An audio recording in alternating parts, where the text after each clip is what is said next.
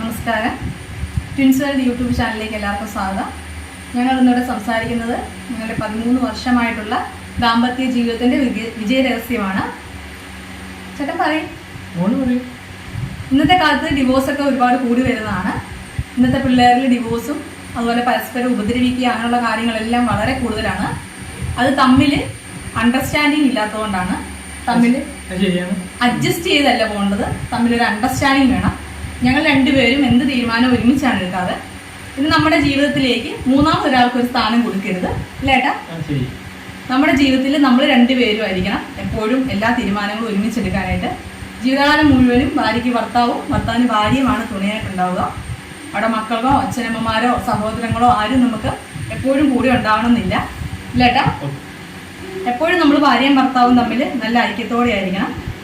പരസ്പരം എല്ലാം തുറന്നു പറയാനും ഷെയർ ചെയ്യാനായിട്ടും അഭിപ്രായങ്ങൾ ചോദിക്കാനും തുല്യ പങ്കാളിത്തം എല്ലാ കാര്യത്തിനും കൊടുക്കണം. എല്ലാ സ്ത്രീകളുടെയും വിജയത്തിന് മുന്നേ ഒരു ഭർത്താക്കന്മാരുണ്ടായിരിക്കണം. അതെന്നാ ഈ അങ്ങനെ ഒരു വർത്താനം പറഞ്ഞത്? അത് പറഞ്ഞാൽ ശരിയല്ലേ? അതെങ്ങനെ ശരിയാവും?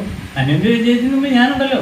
ഏത് എല്ലാ ഭർത്താക്കന്മാരും എല്ലാ ഭാര്യമാരുടെ വിജയത്തിന് മുന്നിലൊന്നും ഉണ്ടായിരിക്കത്തൊന്നുമില്ല. അതെങ്ങനെ ശരിയാവും? ഭർത്താക്കന്മാര് കാരണം ഭാര്യമാര് വിജയിക്കണം എന്ന് പറയണത്? ഭർത്താക്കന്മാരുണ്ടല്ലോ വിജയം നടക്കുള്ളൂ. അങ്ങനെയൊന്നുമില്ല. ഭാര്യമാര് സ്വന്തം കഴിവുകൊണ്ട് ഇപ്പൊ മുന്നേറി വരുന്നവരാണ്. വിദ്യാഭ്യാസം കൊണ്ടായാലും തൊഴിൽ ചെയ്തിട്ടായാലും മക്കളെ വളർത്തിയിട്ടായാലും ഭാര്യമാര് മുന്നേറി വരുന്നവരാണ്. ഒരു ഭാര്യ എന്ന് വെച്ചാൽ, ചേട്ടൻ കേട്ടെ, ഒരു ഭാര്യ ശരിയല്ലേ? ഒരു ഭാര്യ എന്ന് വെച്ച് കഴിഞ്ഞാൽ ഒരു വീട്ടിലെ എന്തെല്ലാം കുക്കാണ്, ടീച്ചറാണ്, ഡോക്ടറാണ്, നേഴ്സാണ്. മേടിച്ചോണ്ട് വന്നാലോ ബുക്ക് ചെയ്യാൻ പറ്റുള്ളൂ. ചേട്ടാ മേടിച്ചാൽ മാത്രം മതിയോ? ഒരു ഭർത്താവിനെ കൊണ്ട് ഈ പറഞ്ഞ പണികൾ മുഴുവൻ ചെയ്യാൻ പറ്റുമോ? എത്ര വീടുകളിൽ ഇങ്ങനെ ചെയ്യുന്നുണ്ട്, ഭർത്താക്കന്മാര് പണിയെല്ലാം ചെയ്യുന്നുണ്ട്. ഒരു ഭാര്യ ചെയ്യുന്ന പോലെ, ഒരു ഭാര്യ സംരക്ഷിക്കുന്ന പോലെ മക്കളെയും അച്ഛനെയും അമ്മേനെയും ഭർത്താവിനെയും ഒക്കെ ഒരു ഭർത്താവിനെ അതേ ഡ്യൂട്ടി ചെയ്യാൻ സാധിക്കുമോ? ഇല്ലേട്ടാ. പിന്നെ ഭർത്താക്കന്മാരും പറ്റും. ഭർത്താക്കന്മാരുണ്ടെങ്കിൽ മാത്രമാണ് ഭാര്യമാർക്ക് വിജയിക്കാൻ പറ്റുള്ളൂ. സാധനങ്ങളൊക്കെ മേടിച്ചുകൊണ്ട് വന്നതും ജോലിക്ക് പോയി കാശ് കൊണ്ടുപോകാനൊക്കെ ഭർത്താക്കന്മാരില്ലേ? ചേട്ടൻ എന്നാ വർത്താനം ഏട്ടാ ഈ പറയുന്നത്? പറയാൻ പാടില്ലേ?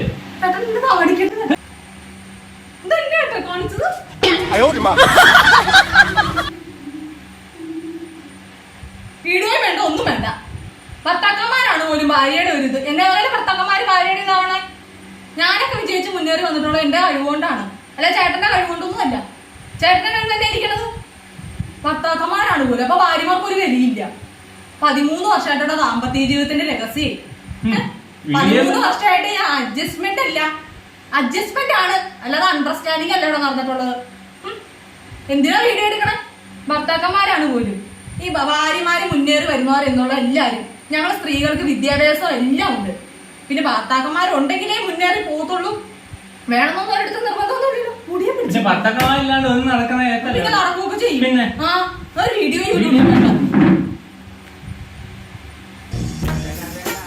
കല്യാണം കഴിക്കാതെ വിഷമിക്കുന്നവരോടും ആത്മഹത്യ ചെയ്യുന്നവരോട് എനിക്കൊന്നേ പറയാനുള്ളൂ. കല്യാണം കഴിച്ചവരോട് അഭിപ്രായം ചോദിച്ചിട്ട് മുതിരാവൂ.